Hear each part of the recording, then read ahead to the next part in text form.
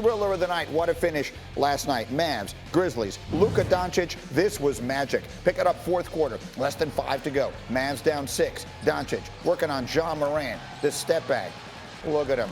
Oh, that's the old Dirk Nowitzki.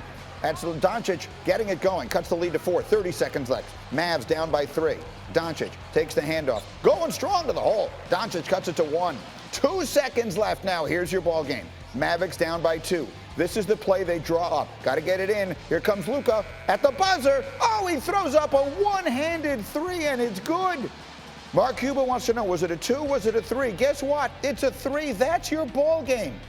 Doncic, 29 points, 9 assists. Lucky or not, it winds up being a game-winning shot on a crazy night around the NBA. Tim Legler rejoins us here, and there are so many things going on around the sport. But, Tim, I wanted to bring you back. We had an interesting conversation in our first hour, and we weren't able to really get to it as much as I would like.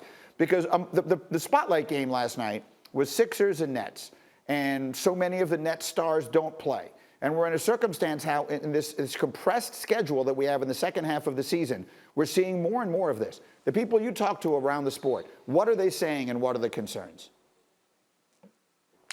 Yeah, I mean, the concerns are exactly what you're alluding to, Greeny. Right now, unfortunately, everybody's not aligned on the same page, right? There's different interests here. And when you look at the teams, their interest is they're trying to preserve players. And they have bought in because of analytics that load management's going to help do that. I actually think load management, first of all, isn't as big a problem this year as in years past. I think this year it's been injuries that have really derailed these marquee matchups that we look forward to, the fans look forward to, the networks, obviously, the sponsors.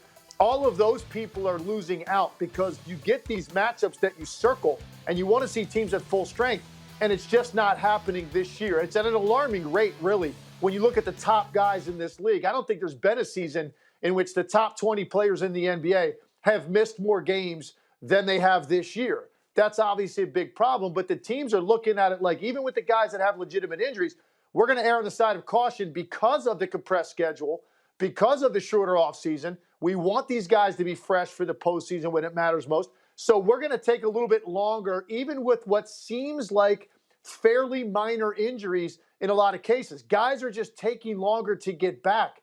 When you combine that with the load management, now you've got a serious problem on your hands because there just aren't enough of these guys available on a nightly basis. Take, for instance, Brooklyn and Philly. You know, the top 3 players for Brooklyn, and there's been 432 available minutes in those 3 games against Philadelphia for those guys to play. They've given us 62. James Harden played 1 game, and Kyrie played last night. That's it. So when you look at trying to figure out the pecking order in the Eastern Conference, you think, well, Brooklyn's healthy, they're going to roll through. Problem is, I want to see them stack up against Philadelphia at full strength. I want to see them against Milwaukee at full strength. We're just not getting those matchups, and certainly the Western Conference has been the same situation with what's going on with the Lakers. So it's unfortunate for the fans at the top of the list, but the networks, the sponsors, and guys like me that want to break it down and try to figure out how these teams stack up against each other, we're the losers in this. In a year that's really been unprecedented with the number of guys that have missed time.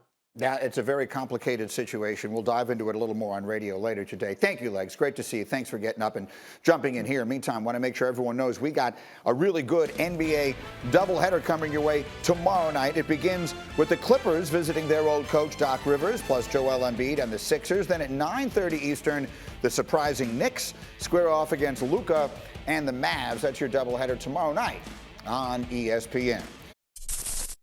Thank you for watching ESPN on YouTube. For live streaming sports and premium content, subscribe to ESPN+.